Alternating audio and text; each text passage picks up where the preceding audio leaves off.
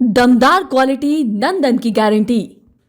जब home delivery हो रही है, मिल रही है, तो इन तमाम चीजों की समीक्षा होनी जरूरी है। और मुझे लगता है ये किसी भी योजना की समीक्षा जब तक निरंतरता पे होगी नहीं, फीडबैक्स आएंगे नहीं, जब तक इसको रिव्यू किया नहीं जाएगा कि जिस सोच के साथ, जिस उद्देश्य के साथ, जिस लक्ष्य के साथ इस बैन को लगाया गया था, क्या वो पूरा हो रहा है। बिहार में जहां शराबबंदी है, लेकिन आज सभी सत्ता पक्ष के नेताओं की भी मांग है कि शराबबंदी को लेकर समीक्षा होनी चाहिए।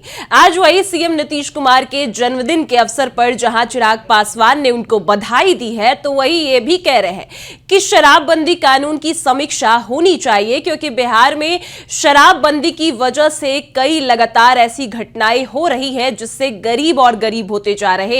और शराबबंदी कानून बिहार में सिर्फ और सिर्फ कागजों में है।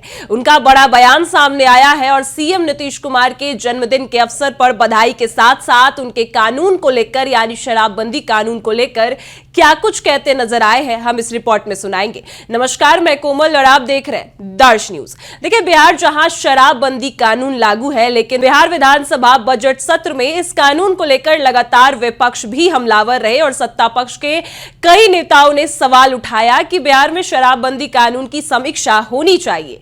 तो ऐसे में चिराग पासवान ने भी यह साफ कहा है कि बिहार में शराबबंदी कानून पर जो समीक्षा है, बातें हैं, वो होनी चाहिए, क्योंकि धरातल पर लागू होना ये ज्यादा बड़ा मुद्दा है। क्योंकि शराबबंदी कानून तो नीतीश कुमार ने लागू कर दिया, लेकिन वो सिर्फ कागजों में है, वो जमीन पर नहीं है। क्योंकि पहले भी कई बार देखा गया कि शराब पीने के वजह से कई लोग अपनी घर बर्बाद कर चुके हैं, कई लोगों की मृत्यु हो चुकी है और कहीं ना कहीं बिहार में अब जहरीले शराब भी बनाए जा रहे हैं। तो इन सभी बातों को लेकर चिराग पासवान ने यह साफ किया है कि नीतीश कुमार ने जो शराबबंदी कानून बनाया वो अब जमीन पर लागू होता नहीं दिख रहा है। क्या कुछ चिराग पासवान कहते नजर आए हैं, आप उनके बयान को सुनिए। नहीं, ये तो निरंतर प्रक्रिया का हिस्सा है। विधायकों के साथ सदन में जिस तरीके से विधानसभा का सत्र चला, उसमें सबका क्या अनुभव रहा। अधिकांश पहली बार विधानसभा में पार्टी का पक्ष रखने का काम कर रहे थे, तो सदन की कार्यवाही में किस तरीके से क्या उनका एक्सपीरियंस रहा, ये तमाम बातें साझा करने के लिए स्वाभाविक है आने वाले दिनों में राजनीतिक दृष्टि से भी कई रणनीतियां बनाने की जरूरत है। राज्यसभा के लिए नामांकन की प्रक्रिया चल रही है। ऐसे में हम लोगों के 19 विधायकों की भी एक अहम भूमिका है। उसको लेकर भी गठबंधन के भीतर जो बातचीत हो रही है, वो तमाम विधायकों के साथ उसको भी साझा कर पार्टी भी अपनी रणनीति बनाकर आगे चले। तो ये कई ऐसे विषय हैं जिसको लेकर आज तमाम विधायक बैठेंगे। नीतीश जी का जन्मदिन है, उनको ढेर सारी बधाई, ढेर सारी शुभकामनाएं। मैं हाजीपुर जा रहा हूं, प्रयास करूंगा कि शाम तक समय से रहा तो व्यक्तिगत मुलाकात कर भी उनको शुभकामनाएं दूंगा। पर स्वस्थ रहें और जिस खूबसूरती से प्रदेश का वो नेतृत्व कर रहे हैं, उनके इस अनुभव का लाभ प्रदेशवासियों को मिलता रहे। इस विधानसभा में एक मुद्दा उठा शराबबंदी में, उस पर समीक्षा होने की बात कही गई, क्या लगता है होनी चाहिए समीक्षा?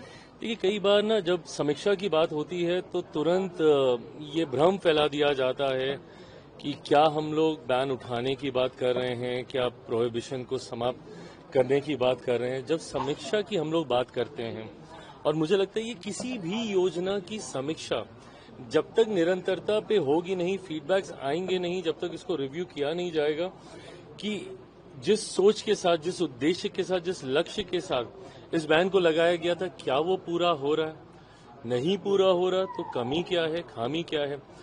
देखिए, मैं इस सोच का पूरा पक्षधर हूं कि जिस तरीके से शराब या अल्कोहल जीवन को प्रभावित करता है, कई घर परिवार हम लोगों ने बर्बाद होते हुए देखे हैं अल्कोहलिज्म की वजह से। ऐसे लोग जो कि एडिक्ट होते हैं, जो कि इसका सेवन करने के आदी होते हैं, घर परिवार महिलाओं को हम लोगों ने प्रताड़ित होते हुए देखा है। तो मैं इस सोच का पूरी तरीके से समर्थन करता हूं उस वक्त भी हम लोग विपक्ष में थे, दूसरे गठबंधन में थे। जब शराबबंदी मुख्यमंत्री जी के द्वारा लाया गया था तब भी हम लोगों ने मजबूती से इसका साथ दिया था। और आज भी मैं मानता हूं कि सामाजिक दृष्टि से ये बहुत उचित सोच है, पर क्या ये सोच धरातल पर उतर पा रही है, हम लोग इसकी भी समीक्षा करने की जरूरत है। गाहे बगाहे जब हम लोग जहरीली शराब से हो रहे निधन की घटनाएं जब हम लोग सुनते हैं, तो क्या ऐसे कारण हैं कि आज भी हमारे राज्य में अगर ऐसी घटनाएं हो रही हैं, उसका मतलब कहीं ना कहीं तो जहरीली शराब का निर्माण हो रहा है। कौन लोग हैं, क्या उन्हें पकड़ा जा रहा है, क्या हमारे यहाँ सीमावर्ती इलाकों से शराब आयात हो रही है, क्या वो ब्लैक मार्केट में बिक रही है, क्योंकि ये जानकारियां भी रह रहकर आती है कि भैया होम डिलीवरी हो रही है, मिल रही है। तो इन तमाम चीजों की समीक्षा होनी जरूरी है कि जिस उद्देश्य के साथ इस शराबबंदी को लाया गया था, क्या उसके लाभ पूर्णतः हम लोग ले पा रहे, नहीं ले पा रहे, तो कहाँ पे लूप होल्स है, कहाँ पे लीकेजेस हैं, उसको और ज्यादा टाइटन अप किया जाएगा। ईरान इजराइल को लेकर जिस तरीके से हो रहा है, ईरान और इजराइल, देखिए ये बहुत अत्यंत गंभीर एंड एक्सट्रीमली सेंसिटिव मैटर है। मुझे लगता है कि इस पे बहुत सोच समझकर किसी को भी अपना पक्ष रखना चाहिए। भारत के रिश्ते जहां एक तरफ ईरान के साथ बहुत पुराने रहे हैं, तो वहीं इजराइल के साथ जो हम लोग के संबंध हाल फिलहाल के वर्षों में मजबूत हुए हैं। और ऐसे में इंटरनेशनल डिप्लोमेसी में भारत की यही भूमिका है कि अपने पुराने दोस्तों के साथ साथ अपने नए दोस्तों को भी साथ लेकर चलें। हम लोग कभी भी युद्ध के पक्षधर नहीं रहे हैं। भारत ने कभी भी युद्ध, उससे जो प्रभाव होते हैं, आम नागरिक जिस तरीके से उससे प्रभावित होते हैं, कभी भी हम लोग हमेशा शांति के पक्षधर रहे हैं, वार्तालाप से। कल भी भारत की तरफ से यही बयान गया है कि कोई भी एक्सेलरेट ना करे, बैठकर चर्चा कर इन चीज़ों को सुलझाने का प्रयास, जितने भी पक्ष इसमें इन्वॉल्व हैं, बैठकर सुलझाने का प्रयास किया जाना चाहिए। पर मुझे लगता है कि इस पे किसी भी दल, पार्टी, नेता के बयान से ज़्यादा अधिकृत बयान जो सरकार के हैं उनका ही महत्व होना चाहिए, और किसी को इस पे इतने सेंसिटिव मैटर पे बयानबाजी करनी नहीं चाहिए। राहुल गांधी ने अपने कार्यकर्ताओं को संदेश दिया और कहा है कि एक खिलाड़ी को, पूरी टीम को अपने लेकर चले, नहीं तो आपको रिजर्व में कर देंगे। हाँ, अपने पूरी टीम को है, एक साथ खिलाड़ी को अपने साथ एकत्रित अरे कर रिजर्व में कर देंगे। राहुल जी का समझ ही नहीं आता कि वो बाहर लड़ते हैं कि अपनों से लड़ते हैं। उनको स्लीपर सेल अपने यहाँ दिखाई देते हैं, अपने यहाँ उनको कई जयचंद उनको दिखाई देते हैं, अपने यहाँ उनको ऐसे लोग दिखाई देते हैं जो संभवतः उन्हीं का ही खेल बिगाड़ने का प्रयास कर रहे हैं। नेतृत्व क्षमता में जब अभाव होता है तो व्यवस्था ऐसे ही बिखरती है, और यही कांग्रेस के साथ हो रहा है। क्योंकि नेतृत्व क्षमता नहीं है कि सबको एकजुट कर तो जिस तरीके से ये गुट खेमे बिना राय मशवरे के, बिना हाईकमान के आदेश के, जब स्थानीय नेता खुद निर्णय लेने लगते हैं, तो किसी भी संगठन में एक अराजकता का माहौल उत्पन्न करते हैं। कांग्रेस उसी दौर से गुजर रही है।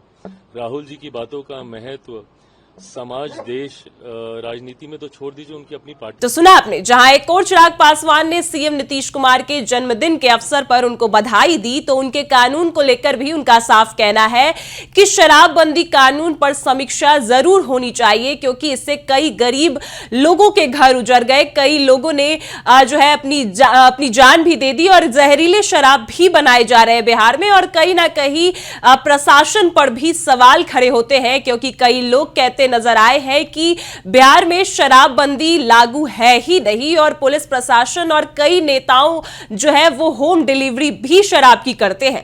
अगर इन सभी बात सामने आ रहे हैं, तो चिराग पासवान ने साफ कहा है कि शराबबंदी कानून की समीक्षा जरूर होनी चाहिए, और लगातार चाहे वो बीजेपी के तमाम नेताओं की बात करें, विनय बिहारी हो गए और विजय चौधरी, सभी ये कहते नजर आए हैं कि शराबबंदी कानून की समीक्षा जरूर होनी चाहिए।